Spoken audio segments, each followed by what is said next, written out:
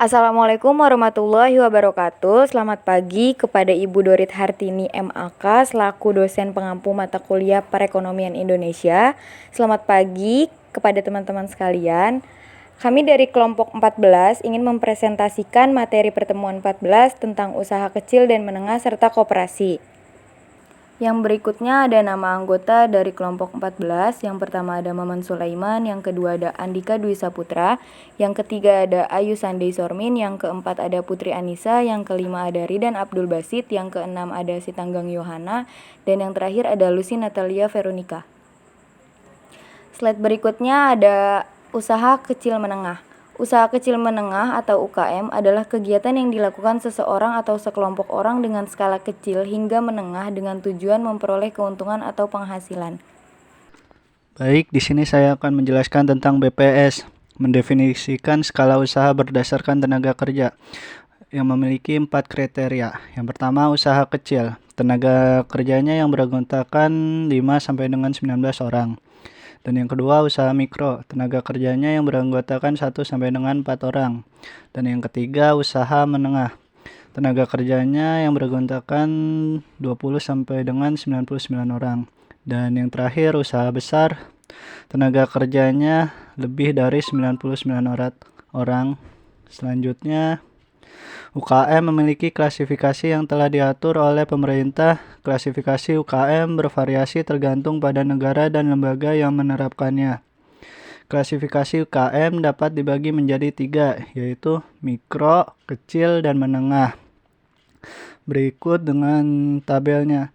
Klasifikasi dengan jumlah tenaga kerja, mikronya 1 sampai dengan 5 orang, kecil yang beranggotakan 6 sampai dengan 19 orang, dan yang menengah yang beranggotakan 20 sampai dengan 99 orang. Dan klasifikasi total aset mikronya kurang dari 50 juta dan kecil kisaran 50 juta sampai dengan 500 juta, dan yang terakhir menengah 500 juta sampai dengan 10 miliar. Baik, di sini saya akan membaca kriteria yang harus dipenuhi oleh UKM. 1. Memiliki legalitas usaha yang sesuai dengan ketentuan yang berlaku. 2. Bergerak dalam bidang jasa atau produksi barang. 3. Jumlah tenaga kerja yang dibatas.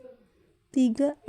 Omset atau pendapatan dalam jangka waktu tertentu harus berada di bawah suatu batasan tertentu.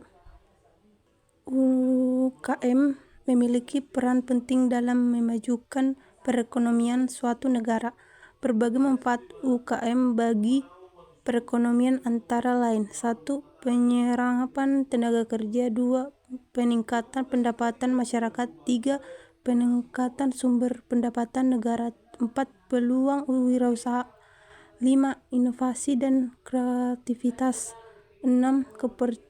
Percepatan pertumbuhan ekonomi. 7. Perbaikan neraca perdagangan. Kelemahan UKM. 1. Minimnya modal usaha adalah masalah UKM yang paling utama.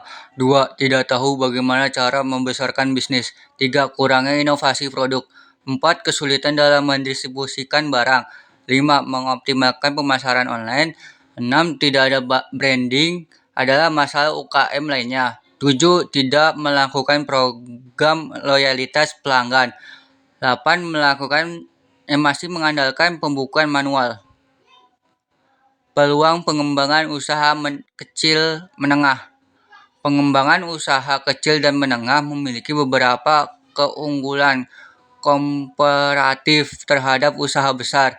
Keunggulan tersebut antara lain dilihat dari sisi permodalan. Pengembangan usaha kecil memerlukan modal usaha yang relatif kecil dibandingkan usaha besar.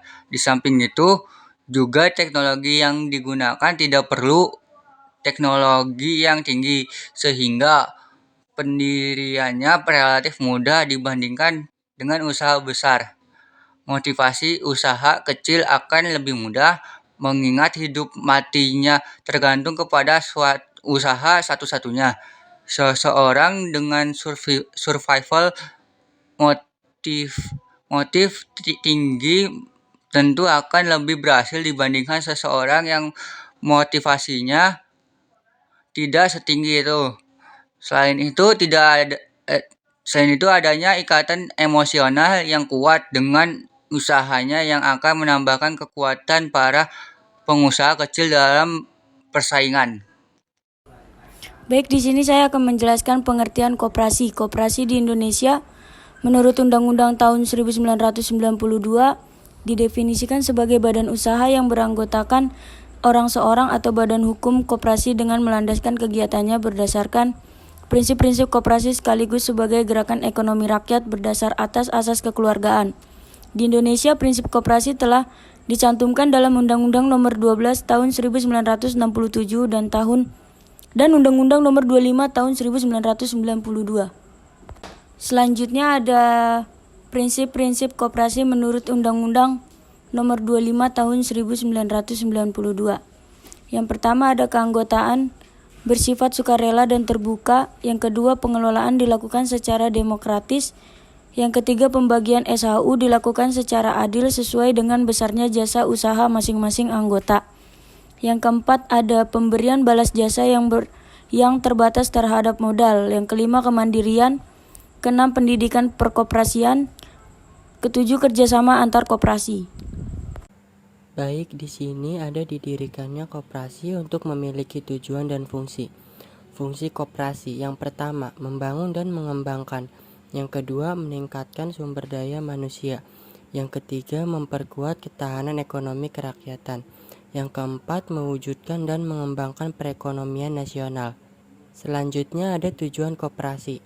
Yang pertama, meningkatkan kehidupan dan kesejahteraan ekonomi anggota koperasi dan masyarakat di sekitarnya. Yang kedua, membantu pemerintah untuk meningkatkan kesejahteraan ekonomi rakyat yang adil dan makmur. Yang ketiga, memberikan bantuan peminjaman modal kepada unit-unit usaha skala mikro dan kecil. Yang keempat, membantu konsumen dengan memberikan penawaran harga yang relatif lebih terjangkau. Baik, di sini saya akan membacakan jenis-jenis koperasi.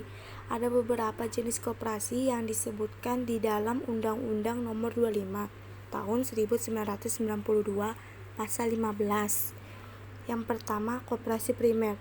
Koperasi primer adalah koperasi yang didirikan oleh orang seorang serta beranggotakan lebih dari 20 orang. Yang kedua, koperasi sekunder. Koperasi sekunder adalah koperasi yang didirikan oleh koperasi yang beranggotakan koperasi juga. Selanjutnya, ada jenis koperasi berdasarkan jenis usaha. Yang pertama, koperasi produsen. Koperasi yang menyediakan sarana kepada produsen untuk melakukan produksi. Yang kedua, koperasi konsumen. Koperasi yang menyediakan kegiatan usaha barang untuk kebutuhan anggota dan non-anggota. Yang ketiga, koperasi jasa. Koperasi yang menyediakan jasa, kecuali simpan pinjam, untuk kebutuhan anggota dan non-anggota. Yang terakhir, koperasi simpan pinjam.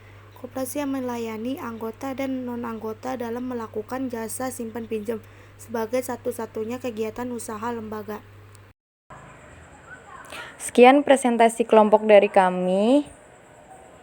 Kurang lebihnya mohon maaf. Wassalamualaikum warahmatullahi wabarakatuh.